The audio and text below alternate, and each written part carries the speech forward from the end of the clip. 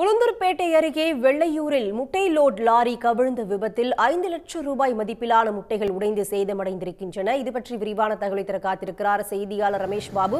ரமேஷ் பாபு, இந்த விபத்து எப்படி நடந்தது? அந்த சாலையில் கொட்டிருக்கும் முட்டை அகற்றும் பணி எந்த அளவுக்கு நடைபெற்று வருகிறது? விவரங்கள் என்ன? வணக்கம். நாமக்கல்லில் இருந்து சுமார் 1.5 லட்சம் முட்டைகளை ஏற்றிக்கொண்டு ஒரு லாரி சென்னை நோக்கி சென்று கொண்டிருந்தது. இந்த லாரியை டிரைவர் நடேசன் என்பவர் ஓட்டிச் சென்றார்.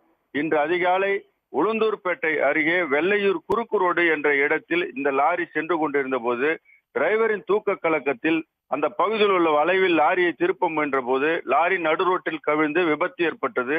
இதனால் லாரியில் இருந்த சுமார் 5 லட்சம் மதிப்பிலான முட்டைகள் உடைந்து நடுரோட்டில் சேதமடைந்து கிடந்தது.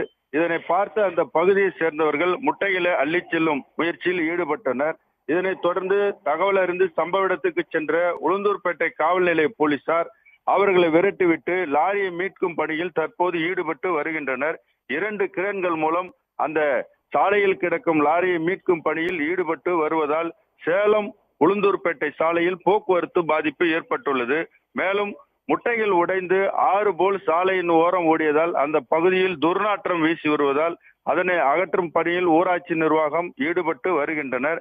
இந்த லாரியை தற்போது மீட்கும் பணி நடைபெற்று வருவதால் அந்த பகுதியில் பரபரப்பு ஏற்பட்டுள்ளது. மேலும் உடைந்த அந்த முட்டைகளை அள்ளிச் செல்வதற்காக அந்த பகுதியை சேர்ந்த பொதுமக்களும் இதற்காக காத்திருக்கின்றனர்.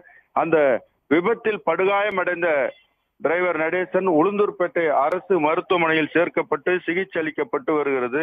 இந்த விபத்து குறித்து உளுந்தூர்பேட்டை காவல் நிலைய போலீசார் வழக்கு பதிந்து விசாரணை செய்து வருகின்றனர். ரமேஷ் பாபு, தற்போதைய விவரங்களுக்கு நன்றி. உடனுக்குடன் செய்திகளை தெரிந்து கொள்ள சன் நியூஸ் பெல் ஐகானை கிளிக் பண்ணுங்க.